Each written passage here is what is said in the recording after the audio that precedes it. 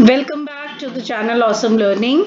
Now in today's video we are going to discuss about the regulation of respiration. So let's begin. Regulation of respiration. So as you see here, respiration is controlled or regulated by the various centers which are present in the brain. In brain, there are following respiratory centers. The first one we see is respiratory rhythm center.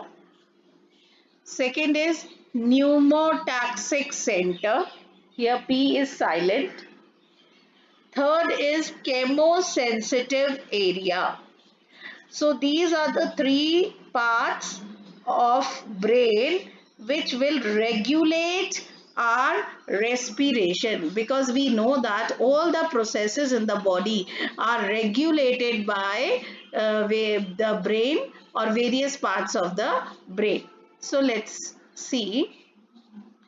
The first one is respiratory rhythm center or inspiratory expiratory center, because a rhythm has to be set whenever we are breathing. Whenever we are doing inhalation or exhalation, there is a rhythm which is set, and that is being controlled by the first one, that is your respiratory rhythm center. So as you see here, these are the rhythm centers. Here pneumotaxic area, this is the pneumotaxic area. This is pneustic area. Okay, then inspiratory area and the expiratory area. So all these combine together to form the rhythmic center. The inspiratory area and the expiratory area, both of them combine to form the rhythm centers, right? So these areas or these rhythm centers are found in the medulla oblongata. If you remember the control coordination chapter of class 10, you must be knowing that this portion is called medulla oblongata. Okay, the above one is pons, and below the pons we have medulla oblongata. So you can see the inspiratory area and the expiratory area both are present in the medulla oblongata, and it regulates the respiratory rhythm. Okay, your breathing rate, which we say na ki breathing rate jo hai, that is your respiratory rhythm.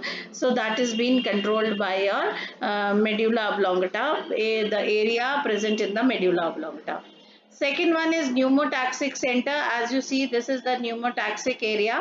It is seen in the pons. This is the pons area. So pneumotaxic center, here they have enlarged this picture. You see, this area is pons and this is pneumotaxic, and your pneustic center. Both of them combine together to form a respiratory group, pontine respiratory group. Why pon? Because it is present in the pons area. So both these centers are present in the pons area. It moderates the function of respiratory rhythm center. That means it will moderate the rhythm center. That means if there is if the rhythm center is working very hard or very fast, then this portion will control the rhythm center. It will ask them to do the functions moderately. आराम से करो, ठीक है? Impulse from the center reduces the duration of inspiration and thereby alter respiratory rate. Now suppose, let me give you one example, that you are doing one inspiration in 1 second. ठीक है, one inspiration is being done in 1 second, and suddenly due to some reason your inspiration has is now being done within half a second. So earlier in 1 minute you were doing 60 inspirations, but now you are doing 120 inspirations in 1 minute. Why? Because the time duration has reduced. So the impulse, who has given this order?